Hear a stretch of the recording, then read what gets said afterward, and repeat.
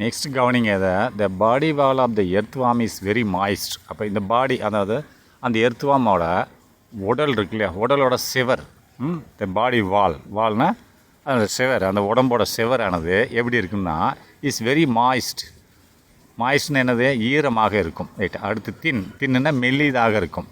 அடுத்து மூன்றாவது சாஃப்ட்னா மென்மையாக இருக்கும். அடுத்து ஸ்கின்னினா மெலிந்து இருக்கும். ரைட்டா, மெலிதாக இருக்கும். ரைட்டா. அடுத்து elastic and consist of cuticle. எலாஸ்டிக்னா நீளும் தன்மை வாய்ந்ததாக இருக்கும். பாடி வால் அதோட உடம்போட மேல் சுவர். ரைட்டா, அது எவ்வாறு இருக்கும், எலாஸ்டிக் நீளும் தன்மையாக இருக்கும். அண்டு கன்சிஸ்ட் ஆஃப் கியூட்டிக்கிளையும் வைத்திருக்கோம். கியூட்டிக்கல்ன்றது எபிடெர்மிஸ்க்கு மேலே உள்ளது. எபிடெர்மிஸ்ன்றது மேல் தோல், அதுக்கு மேலே உள்ளது தான் கியூட்டிக்கல், தெரியும் இல்லையா. கியூட்டிக்களையும் வைத்திருக்கோம். அடுத்து எபிடெர்மிஸ், அதை மேல் தோல், அதை எபிடெர்மிஸையும் வைத்திருக்கோம். அடுத்து மசில்ஸ்னால் திசுக்கள் அண்டு கோலமிக் எபித்தீலியம். கோலமிக்னு என்னது, கோலமிக் எபித்தீலியம் எபித்தீலியத்தோடு சேர்ந்து ஒரு கேவிட்டியில் கோலம் இருக்கும். ரைட்டா, அதான் கோலமிக் எபித்தீலியம். இவ்வளவு இந்த எர்த்வாமோட சுவர் வால்னால் அந்த மேல் பரப்பு இருக்கு இல்லையா, சுவர், அந்த தோல் இருக்கு இல்லையா, தோலோட வால்னால் சுவர் உட்புறத்தில் அமைந்திருக்கு. அந்த இதில் அமைந்திருக்குன்னு சொல்கிறோம். ரைட்டா. Next epidermis consist of supporting cells, gland cells, basal cells and sensory cells. இந்த 4 செல்லில் எபிடெர்மிஸ் வச்சுருக்கு. எபிடெர்மிஸ் எங்கே இருக்குது, செல் வாலில் தான் இருக்குது. ரைட்டா, செல் வால் இருக்கு இல்லையா, செல்லோட சுவரில் இருக்குது. வால் அதாவது மேல் தோல் பரப்பில் உள்ள சுவர்கள் உட்புறமாக இருக்கிறது. அது வெளிப்புறம் தான், அது அந்த தோல் இருக்குது மேல் புறத்தில். ரைட்டா. அப்போ எபிடெர்மிஸில் என்ன இருக்குது, கன்சிஸ்ட் ஆஃப் சப்போர்ட்டிங் செல்னால் ஆதரவு செல்கள். அதாவது ஏதாவது ஒரு ஆன்டிபாடி உள்ளே போகாமல் பார்த்துக்கிறது தான் இதனோட வேலைகள். ரைட்டா, அதாவது ஆன்டிபாடினா ஏதாவது நோய் கிருமிகள் உள்ளே போகாமல் இது ஆன்டிபாடியாக செயல்படும். ரைட்டு. அண்டு கிளாண்ட் செல்ஸில் சுரப்பிகள். இப்போ நம்மளுக்கு தோலில் சுரப்பி இருக்கல, வேர்வை சுரக்குதில்ல, அதேமாதிரி இதுலேயும் சுரப்பிகள் அந்த தோலில் இருக்குது. ரைட்டா. அடுத்து பேசல் செல்ஸ் என்னது, அடிப்படை செல்கள். ரைட்டா, அடிப்படை செல்கள் எல்லா வேலையும் செய்யும். ரைட்டா. அண்ட் சென்சரி செல்ஸ் என்னது, அதாவது நுகரும், அதாவது உணரும் தன்மை கொண்ட செல்கள். அது எதில் நடந்து போயிட்டுருக்கு, அதாவது ஊர்ந்து போயிட்டுருக்குன்றத உணர்ந்து சொல்லக்கூடியது. ரைட்டா. அடுத்து ஸ்பேசியஸ் பாடி கேவிட்டி. ஸ்பேசியஸ்னா விசாலமானன்னு அர்த்தம். விசாலமான கேவிட்டின்னு என்னது, கேவிட்டின்னா உடல் குழி தானே, உடலில் இருக்கக்கூடிய ஒரு குழி, அதில் நிரம்பி இருந்ததுன்னா ஃப்ளூயிட் நிரம்பி இருந்தால் அது என்னது, கோலம்னு சொல்லுவாங்க. ரைட்டா. இப்போ என்ன சொல்கிறான், இந்த ஸ்பேசியஸ் பாடி கேவிட்டி. அப்போ அதை விசாலமான, அதான பெரிய உடல் கேவிட்டி, குழி இருக்கிறது. உடம்புல என்ன இருக்குது, ஒரு பெரிய குழி. அந்த குழி என்ன சொல்கிறாங்க, கால்டு கோலம்னு சொல்கிறான். கோலம், அதில் அந்த குழியில் என்ன இருக்குது, கோலம் இருக்கிறது, ஃப்ளூயிட் இருக்கிறது. ரைட்டா, கால்டு கோலம். அந்த குழி என்ன சொல்கிறாங்க, அந்த விசாலமான குழியை எவ்வாறாக அழைக்கிறாங்க, கோலம் என்று அழைக்கிறார்கள். ரைட்டா. அப்போ கோலம்னு மீனிங் என்னது, அந்த குழியில் ஃப்ளூயிட் இருக்கிறது. ரைட்டா. அப்போ it's called spacious body cavity. அப்படின்னா ஸ்பேசியஸ் விசாலமான உடல் கேவிட்டி, உடல் குழி கால்டு அழைக்கப்படுகிறது. இவ்வாறாக கோலம் என்று அழைக்கப்படுகிறது. அவை எங்கு தென்படுகிறது அப்படின்னா சீன், அவை தென்படுகிறது. அந்த கோலம் எங்கே தென்படுகிறதுனா between alimentary canal and the body wall. அப்போ இது எங்கே இருக்குது, உணவு குழாய்க்கும் அதனோட உடல் சுவர் இருக்குல்ல, உடம்பு மேல் பரப்பு, அதற்கும் நடுவில் இருக்கிறது. ரைட்டா. உணவு குழாய், இப்போ வாயிலிருந்து சாப்பிடுது இல்லையா, அது போகிற இடம், அதான் உணவு குழாயிலிருந்து எங்கே வரைக்கும் இருக்குது, பாடி வால் வரைக்கும் இது கோலம் இருக்கிறது. ரைட்டா. சரி, நெக்ஸ்ட் த கோலம் கண்டெய்ன்ஸ் த கோலமிக் ஃப்ளூயிட். கோலம் கண்டெய்ன்ஸ் என்னது, கோலமில் என்ன இருக்கும், கோலமிக் ஃப்ளூயிட் தான் இருக்கும். ரைட்டா. அப்போ coelom contains the coelomic fluid and serves as a hydrostatic skeleton. And சர்வீசஸ்னால் அது வேலை செய்கிறது. ரைட்டா. அந்த கோலமிக் ஃப்ளூயிடு, அந்த கோலத்தில் உள்ள கோலமிக் ஃப்ளூயிடு என்ன வேலை செய்கிறதுனா serves as a hydrostatic skeleton. அப்படின்னா ஹைட்ரோஸ்டேட்டிக் ஸ்கெல்டன் சொன்னாலே அது இன்வெர்டிபிரேட்னு அர்த்தம், முதுகெலும்பு இல்லாத ஒரு பிராணி. ரைட்டா. ஹைட்ரோஸ்டேட்டிக்னா என்னென்னா ஒரு எலும்புக்கூடு, ஸ்கெல்டன்னா எலும்புக்கூடு. அந்த எலும்புக்கூடு எதால் நிரப்பப்பட்டுள்ளது, திரவத்தால் நிரப்பப்பட்டது. இதுக்கு பிறகு ஹைட்ரோஸ்டேட்டிக் ஸ்கெல்டன் சொல்லுவாங்க. ஹைட்ரோன்னா அந்த எலும்புக்கூடு, ஸ்கெல்டனே எலும்புக்கூடு. அப்படின்னா ஹைட்ரோஸ்டேட்டிக் ஸ்கெல்டன்னாலே அது இன்வெர்டிபிரேட்னு அர்த்தம், முதுகெலும்பு இல்லாத ஒரு பிராணி. ரைட்டா. அப்போ ஹைட்ரோஸ்டேட்டிக் ஸ்கெல்டன்னா ஒரு எலும்புக்கூடு, அதுக்குள்ளே என்ன நிரப்பி இருக்குது, வெறும் கேவிட்டி, குழிகளுக்குள்ளே திரவங்கள் தான் இருக்கும். ரைட்டா. அப்போ அதுக்கு தக்கன அது வளைஞ்சி போகும். ரைட்டா. அதுதான் சொல்கிறான் ஆஸ் ஏ ஹைட்ரோஸ்டேட்டிக் ஸ்கெல்டன் அப்படின்றான். அண்டு இன் விச் அதில் த கோலமைட்ஸ் ஆர் நோன், அதாவது கோலமைட்ஸ் இருக்கிறது. அது இதில் ஹைட்ரோஸ்டேட்டிக் ஸ்கெல்டனில் அது கோலமைட்ஸ் இருக்குது. கோலமைட்ஸ் என்னது, கோலமிக் ஃப்ளூயிட் தான் கோலமைட்ஸ். ரைட்டா. விச் அதில் இந்த கோலமசைட்ஸ் ஆர் நோன், கோலமசைட்ஸ் இருக்கிறது, ஆர் நோன் அவை அறியப்படுகின்றன. என்ன அறியப்படுகின்றன அப்படின்னா என்ன வேலை செய்ய போகிறதுன்னு சொல்கிறான். ரைட்டா, அதுக்குள்ளே கோலமாசைட்ஸ் இருக்கிறது, அவைகள் அறியப்படுகின்றன. எவ்வாறாக அறியப்படுகின்றன, அது என்ன வேலை செய்ய போகிறதுன்னு பாருங்கள். டு பிளேனா வேலை செய்கிறது. என்ன வேலை செய்கிறது? எ மேஜர் ரோல், முக்கியமான பங்கு வகிக்கிறது. எதில்? இன் ரீஜெனரேஷன் என்னது? அதாவது ஒரு ஸ்பேர் பார்ட்ஸ் கெட்டு போச்சு, அதை திரும்பி உண்டாக்குவது. ரைட்டா, அதில் அவங்க அந்த உடலில் வந்து ஒரு ஸ்பேர் பார்ட்ஸ் கெட்டு போச்சுன்னா அதை திரும்பி உண்டாக்குது. அதை ரீஜெனரேஷன் ஒர்க்கை பண்ணுது. இம்யூனிட்டி என்னது? நோய் எதிர்ப்பு சக்தியை உண்டாக்குகிறது. அண்டு வவுண்டு ஹீலிங் ஒரு காயம் பட்டு போச்சு அப்படின்னா அதை சரி பண்ணுது. வவுண்டுனா காயம். ரைட்டா, ஹீலிங்னா சரி செய்தல். ரைட்டா, வவுண்டு ஹீலிங்னா சரி செய்தல், காயத்தை சரி செய்வது. இத்தனை வேலைகளை இது செய்கிறது. ரைட்டா, எது? கோலமிக், அதாவது கோலமைசைட்ஸ். கோலமைசைட்ஸ் எங்கே இருக்குது? இந்த கோலத்தில் இருக்குது. ரைட்டா, சரி. Next, the coelomic fluid of the earthworm is milky. அந்த ஃப்ளூயிட் இருக்குது இல்லையா, கேவிட்டியில் உள்ள கோலத்தில் உள்ள கோலமிக் ஃப்ளூயிடு என்ன மாதிரி இருக்குதுன்னா, அதாவது மில்கியாக இருக்குது. மில்கினா நம்ம பால் மாதிரி இருக்கும், பால் வடிவத்தில் இருக்கிறது. ரைட்டா, கோலமிக் ஃப்ளூயிட் ஆஃப் த எர்த்வார்ம். அந்த எர்த்வார்ம் மண்புழுவில் உள்ள கோலமிக் ஃப்ளூயிடானது எவ்வாறாக இருக்கிறது? மில்க், பால் மாதிரி இருக்கிறது. அண்டு அல்கலைன் காரமாகவும் இருக்குது. அந்த கோலமிக் ஃப்ளூயிடோட தன்மை என்னது? மில்கி, பால் வடிவத்திலையும் இருக்கிறது, அண்டு காரமாகவும் இருக்கிறது. ரைட்டா, விச் கன்சிஸ்ட் ஆஃப் எது? கிரனோலசைட்ஸ். அப்போ அதுக்குள்ளே என்ன? அது கிரனோலசைட்ஸ்னு சொல்லலாம், அல்லது ஏலோசைட்ஸ்னு சொல்லலாம். ரெண்டுமே ஒன்று. எலியோசைட்ஸ் ரெண்டுமே ஒன்று தான். அப்போ இந்த கிரனோலசைட்ஸ்னு என்னது? சிறு துகள்களாக இருக்கும். அப்படின்னா இது ஒன்றுமே இல்லை, WBC தான், ஒயிட் பிளட் செல்ஸ் தான். ரைட்டா, ஒயிட் பிளட் செல்ஸில் ஒரு பகுதி. என்னது? இது வந்து கிரனோலசைட்ஸ்ன்றது அல்லது அது என்ன சொல்ல, எலியோசைட்ஸ்ன்றது ஒரு சிறு துகள்களை கொண்டது. இது WBCயில் ஒரு பகுதி, ஒயிட் பிளட் செல்ஸில் ஒரு பகுதி. அதுக்குள்ளே இருக்கிறது. 2 அமீபோசைட்ஸ்னால் இது அமீபாவில் இருக்கக்கூடிய, அமீபா என்ன மாதிரி செயல்படும்? அமீபா ஒற்றை செல் இனம் இருக்கு இல்லையா, ஒரே செல்லை கொண்ட ஒரு இனம் அமீபா. அது எந்த மாதிரி வேலை செய்கிறதோ அதே மாதிரி வேலை செய்யக்கூடிய அமீபோசைட்ஸ் இதில் இருக்கிறது. ரைட்டா, 3வதாக மூக்கோசைட்ஸ் என்னது? சளியை உண்டாக்கும். ரைட்டா, சளியை உண்டாக்கக்கூடிய ஒரு பொருளும் இதில் இருக்கிறது. அண்டு லியூகோசைட்ஸ் அப்படின்ட்டா, லூக்கோசைட்ஸ்னால ஒரு விதமான WBC தான், ஒயிட் பிளட் செல்ஸ். ரைட்டா, RBC, WBC இதெல்லாம் பேலட்ஸ்னு சொல்கிறோம்ல ரத்தத்தில், அது மாதிரி இதுவும் ஒரு விதமான WBC தான். இதெல்லாம் அதுக்குள்ளே இருக்கிறது. ரைட்டா, நெக்ஸ்ட் டைஜஸ்டிவ் சிஸ்டம், செரிமான அமைப்பு. இதனோட செரிமான, இந்த எர்த்வார்மோட செரிமான அமைப்பை பற்றி பார்க்கலாம். ரைட்டா, the digestive system of the earthworm consist of the alimentary canal and the digestive gland அப்படின்றான். இந்த டைஜஸ்டிவ் சிஸ்டம் அப்படின்னா ஒரு செரிமான அமைப்பு ஆஃப் எர்த்வார்ம், இந்த மண்புழுவில் உள்ள செரிமான அமைப்பானது கன்சிஸ்ட்னு வைத்திருக்கிறது. எதை? ஆஃப் த அலைன்மெண்ட்ரி கேனால் உணவு குழாய் இதுக்குள்ளே இருக்கிறது. அண்டு டைஜஸ்டிவ் கிளாண்ட் இருக்கிறது. அப்போ செரிமான கிளாண்ட்.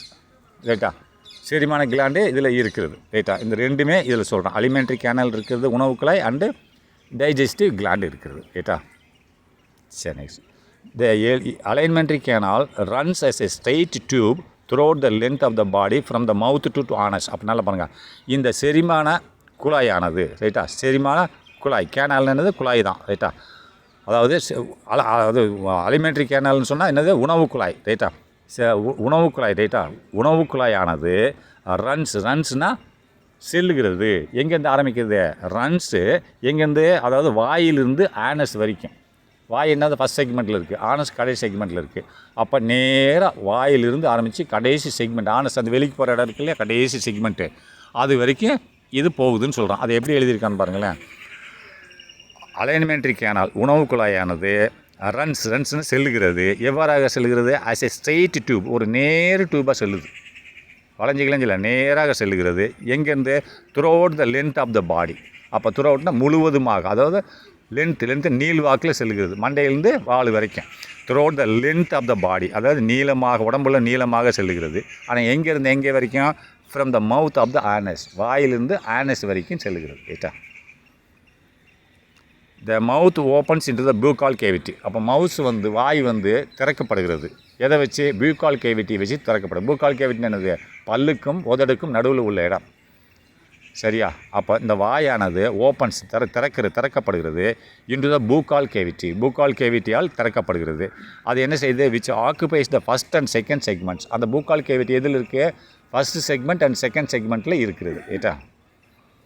சரி, next the buccal cavity leads into a thick muscular pharynx அப்படின்னா இந்த buccal cavity first and second செக்மெண்ட்டில் இருக்கிறது. இது எங்கே செல்லுகிறது?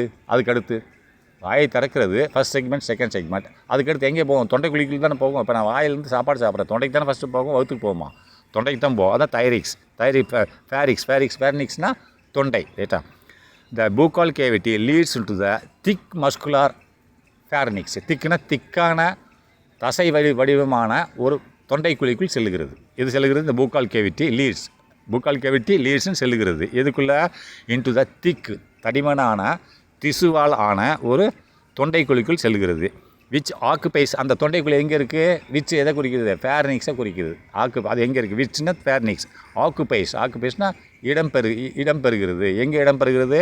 தேர்ட் அண்டு ஃபோர்த் செக்மெண்ட், 3வது 4வது செக்மெண்ட்டில் தான் ஃபேரிக்ஸ் இருக்கிறது. அதான் ஆக்குபேஷனாக இருக்கிறதுன்னு அர்த்தம். And is surrounded by the ஃபோரனகல்லால் இது சூழப்பட்டுள்ளது. ஃபோரனகல் என்னது? அது ஒரு கிளாண்டு. ரைட்டா? இப்போ என்ன எனக்கு தொண்டையில் இருக்கு இல்லையா, தைராய்டு கிளாண்டு சொல்கிறோம் இல்லையா? தைராய்டு சுரப்பி எங்கே இருக்குது? தொண்டையில் தான் இருக்குது நம்மளுக்கு. அதுக்கு என்ன இருக்குன்னா அந்த மாதிரி, அதாவது ஃபேரனகல் கிளாண்ட் இருக்கிறது. அந்த கிளாண்டால் இந்த ஃபேரிங்ஸ் தொண்டைக்குழி சூழப்பட்டுள்ளது. ரைட்டா?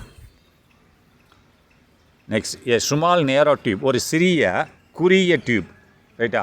ஸ்மால்னா சிறிய, நேரான குறுகிய டியூபானது ஆசோஃபேகஸ்னது உணவு குழாயின்னு அர்த்தம். ரைட்டா? ஆசோஃபேகஸ்னது உணவு குழாய். ரைட்டா? Oesophagus lies in the 5th segment. அது எத்தனை செக்மெண்ட்டில் இருக்குது? இப்போ 1, 2 முடிச்சிட்டோம் பியூகால். 3, 4 என்னது? ஃபேரிக்ஸு. இப்போ 5வது செக்மெண்ட்டுக்கு வரான் பாருங்கள். அதாவது ஏ ஸ்மால் நேரோ டியூப், சிறிய குறுகிய அளவிலான ஒரு டியூபு. அது என்னது? அந்த டியூபத்தை என்ன சொல்கிறான்? ஆசோஃபேகஸ்ன்னு சொல்கிறான். அது உணவு குழாயின்னு சொல்கிறான். லைஸ்னு அமைந்திருக்கிறது இந்த 5th செக்மெண்ட், 5வது செக்மெண்ட்டில் இது அமைந்திருக்கிறது. அண்டு கண்டினியூஸ், பிறகு அமைந்து செல்லுகிறது. அங்கேருந்து ஆரம்பித்து போகிறது. எங்கே போகுது? கண்டினியூஸ் இன்டு த மஸ்குலார் கிஸார்ட் இந்த 6th செக்மெண்ட். மஸ்குலார் கிஸார்ட் இந்த 6th செக்மெண்ட் சொல்கிறான். அந்த மஸ்குலார் கிஸார்ட் அப்படின்றது என்னது? அது ஒரு செரிமான அமைப்பு. ரைட்டா? அது என்ன செய்யும்னு சொன்னால் கிரைண்டிங், அதாவது அரைக்கிற வேலையை செய்யும்.